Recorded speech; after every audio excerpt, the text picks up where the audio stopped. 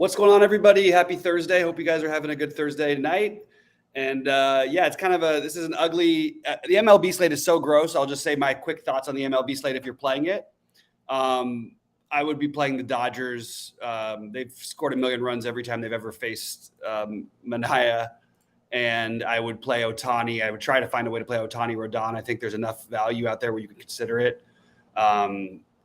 But the Dodgers would be my favorite, followed by the Giants. And I would go Gray if I had to spend down more. Gray and Gonzalez are the ones I like the most spending down. I'm not probably as high on the Angels as probably the field would be. But again, I'm not playing it actually. I threw one lineup in. I just don't particularly have a lot of interest in this slate. But I do want to talk some NFL. So pop in your questions, pop in your thoughts. I'll tell you a little bit about what I'm doing. I think it's a fun NFL showdown slate. I think it's one of the better ones that you could ask for, because I think there's a lot of different routes to go, which is going to probably keep no one above like 15% owned in the captain spot. And I like getting different with that spot anyway tonight. So I'll just talk about the captains I'm using the most are the Cincinnati receivers. Higgins is my most used, followed by, because of ownership, Tyler Boyd, and then Jamar Chase. I don't expect any of them to be above 10%. Maybe there's a chance for Chase, but I don't think so. So I think you're already getting a little different with that play. And then I think on the overall, the other ones who I have like some single stacks of are the more popular guys: Burrow, Tua, Mixon, Tyreek. But I think that you can, again, and none of them are going to be crazy owned, but how do we get different still on these kinds of slates and give ourselves a chance? I'm playing probably an uncomfortable amount of Mostert and some Edmonds. I like the idea of even playing them together. I have no problem with that. A complete, pivot off of a different type of a game flow. I think Mixon is going to be a little bit lower owned than the other top guys. I like that. It's not, again, you're not getting way off the board with these guys. I'm playing an uncomfortable amount of Trent Sherfield and of Durham Smythe. I also probably will put the River Craycraft into a couple lineups just because he's got touchdowns in back-to-back weeks. If they use him for a play around the goal line and he's in there, there's a chance that he gets there. But there's also an interesting one because we don't really have any really cheap options, right? Like we have nobody sub 1K that actually feels playable. So, you kind of have to figure out a way to middle it out, which I think is going to lead to more kicker ownership than usual. But I do like McPherson. I also think it's going to lead to more Mostert ownership than he probably should have. But I'm okay with taking a little bit of that because it's not like crazy ownership. We're talking about the mid 20 percentile. And again, I'm playing more Tyler Boyd than the other guys, even in the flex, because I think he's going to be the forgotten guy. I'm using both tight ends more. Gesicki would be my preferred one, actually, even though I'm a little worried. But actually, I like both of them. I actually don't know if I prefer Gesicki. I have them about the same right now. But I do like the idea of using the Cincinnati receivers as your captains as my favorite thought.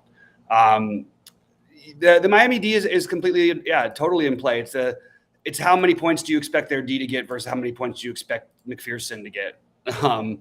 And I'm a little higher on McPherson than I am on the defense, but there could always be the fluky touchdown. Burrow will throw it up. So I like the defense. I have the defense in probably about 20% of my lineups, but nothing shattering there. It's a little over the field, but I'm a little over the field on all the other guys, and I'm a little under the field on Tua in the flex spot. I'm under the field on Waddle. I'm under the field on Chase in the flex. I like the idea of him as a captain because I think you're getting low enough ownership. So that's where I'm sort of at. That's what I'm doing. Popping, I think the Mostert, Edmonds, and the Miami D is all an interesting pairing together. There is a way that could happen. And remember, this is a Thursday game that could have some really big shootout ability. I mean, if this was a Sunday to Sunday game, I think we'd be expecting to see a shootout here. It is a high total for a Thursday, but there's definitely a script where the game sort of dies down and Miami's defense controls it more, which still means Burrow probably throws it like 45 times, though. That's the one thing. So it's harder for me to fade Burrow than it is Tua, and I like the receiving options because I think that all three, Boyd, Chase, and T. Higgins, it wouldn't surprise me if any of them were the highest scoring player on the slate. So I'm very good with playing them. They've given more of the actual running time to we haven't really seen them in a blowout game, so I don't know. We don't know exactly what happens there.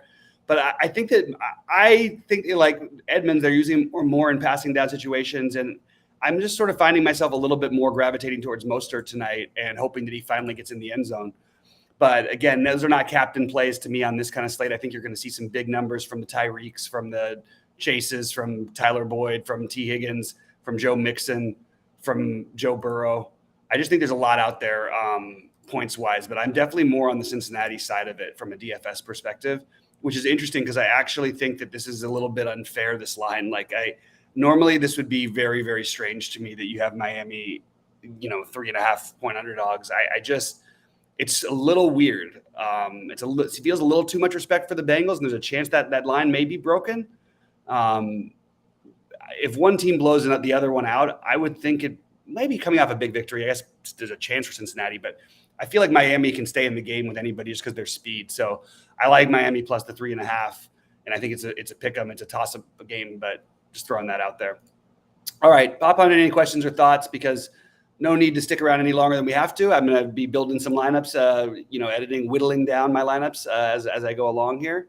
So if you have any thoughts, let us know. Pop them on in here. And I do think I'm going to add a bit more of the Miami defense. I like that play a little bit. I think that makes some sense. Definitely to have some exposure to. So I will do so. And I like, if you're going to play the quarterbacks, I think playing them with three receiving options is a really good way to go, because I think the tight ends will be forgotten about to some extent, especially Gesicki.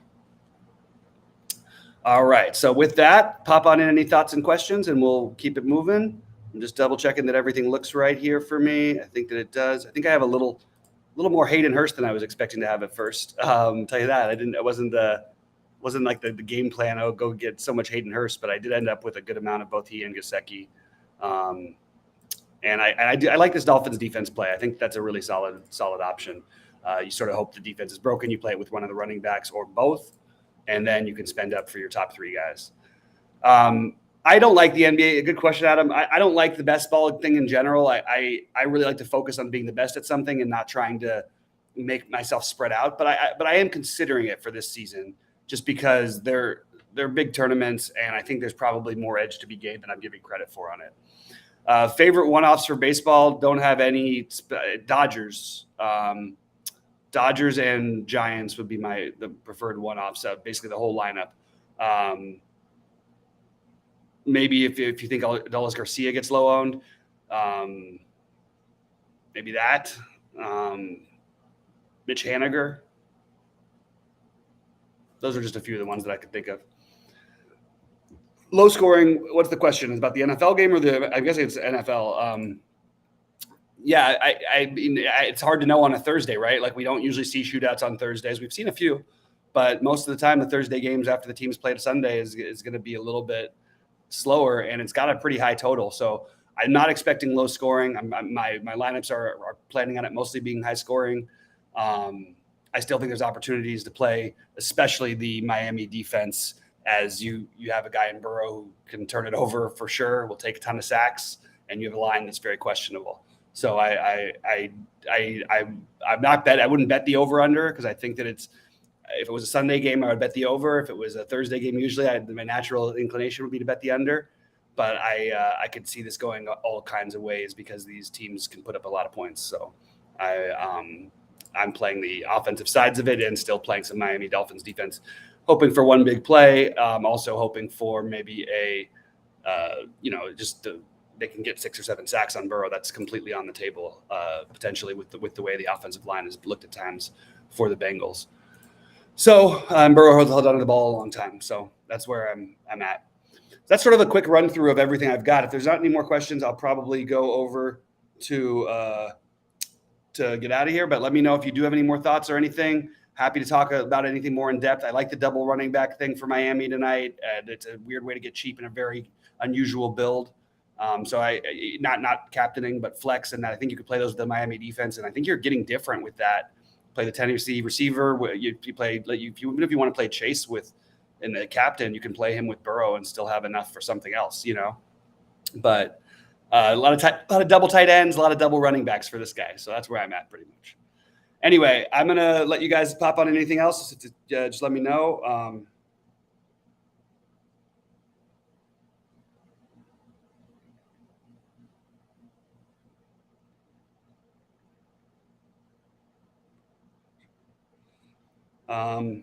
looks like things are drying up, and I don't really have anything else to add on to it.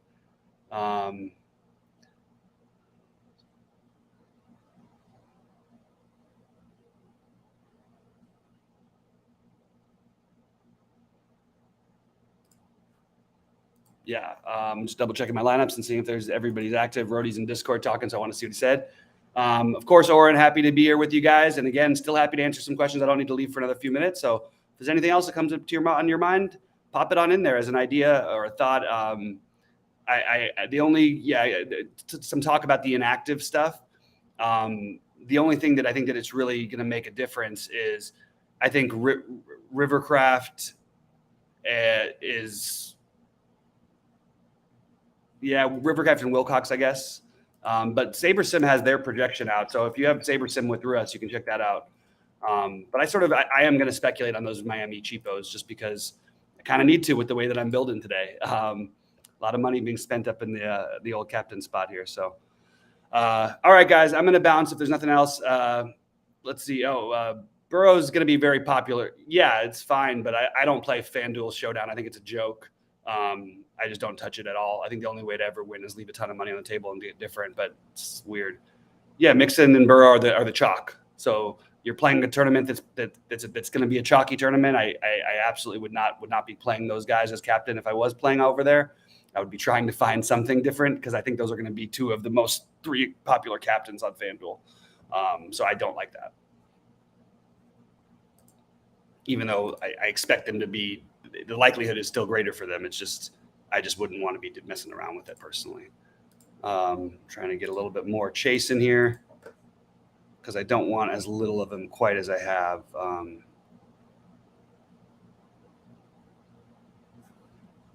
Let me just see something real quick. I'm just double checking the starting, make sure I don't have any news that's not on here. Yeah, Ingold, I think I could probably throw into a lineup too. Ugh, feels so gross. That feels grosser to me than Sherfield. Let's see what we've got for Wilcox is going to be really low on to take a shot there, but he may only get on the field for a snap or two. There's a chance he could get a little bit more run, I think, than that actually. But yeah, I don't have a whole lot of love there. I think that Craycraft is the best bet to just get you that one touchdown because he's done it back-to-back weeks. But I think I like Sherfield a little bit better. That's where I'm at. All right, guys, pop on in anything, and we will get out of here shortly. Boy, it'd be really weird to play those two guys together. I mean, maybe somebody goes down. You never know. Somebody could get hurt. It happens. I've seen it happen a million times, especially on these Thursday games. So the third-string running back, second-string running backs are always going to be priorities for me. Anyway, guys, good luck to everybody tonight, and hopefully we see some screenshots in Discord. I'll be back tomorrow for baseball, and we'll get I'm filming a video later with Rody for our picks show. We did a really nice long one last night, getting in depth on the projections with our guy Goldie. Me and Cheats did our first look, and Rody and I will be doing the summing up of what we're sort of leaning to do this week pretty shortly. So should be a good time. Anyway, thanks to you all. Please like before you get out of here, and hopefully we'll see you guys in Discord with some screenshots. Good luck, everybody.